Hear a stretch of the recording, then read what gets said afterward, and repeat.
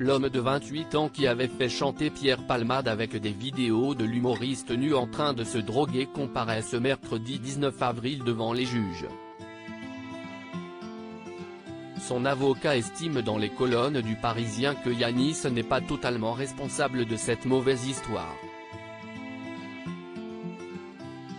Si est-il l'autre affaire Palmade?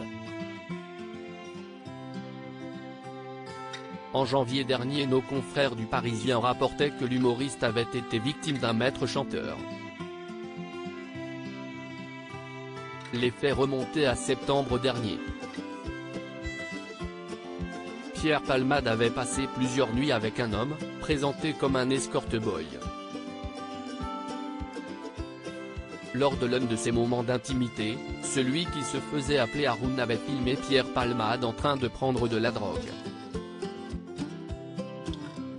Une vidéo qui lui avait ensuite servi pour tenter d'extorquer de l'argent à la vedette.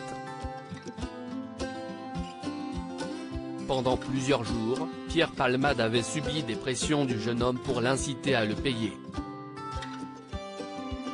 Pour achever de le convaincre, Véronique Sanson, son ancienne épouse, a été contactée par un complice afin de contraindre Pierre Palmade à verser les 4 000 € demandés. La goutte d'eau pour le comédien qui aurait alors décidé de s'en remettre à la police. Lors de l'enquête, il est révélé que Haroun, qui s'appelle en réalité Yanis, est déjà connu des services de police. Le Parisien évoque aujourd'hui pas moins de 14 mentions dans des affaires de vol ou d'escroquerie. Il a d'ailleurs été condamné à Nîmes il y a moins de 2 mois pour vol et tentative de vol. Personne ne peut se draper d'un linge blanc présenté au tribunal le 18 janvier dernier. Après avoir été arrêté à la descente d'un train gare de Lyon, il a été placé sous contrôle judiciaire. Yanis a reconnu le chantage, mais il est persuadé d'avoir été floué par l'humoriste. Je ne voulais pas brader mon corps, il me devait de l'argent, il m'a traité comme une pète, a-t-il déclaré.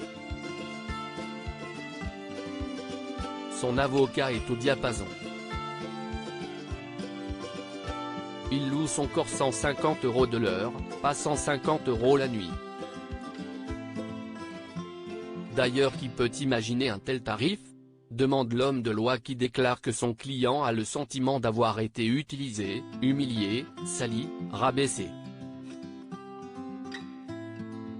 Selon Carmelo Viallet, Yanis n'est pas totalement responsable de cette mauvaise histoire qui tourne mal.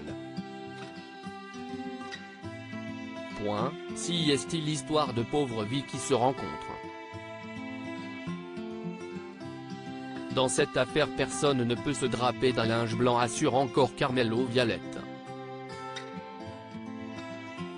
Mon client est SDF, il est seul sans aucune famille.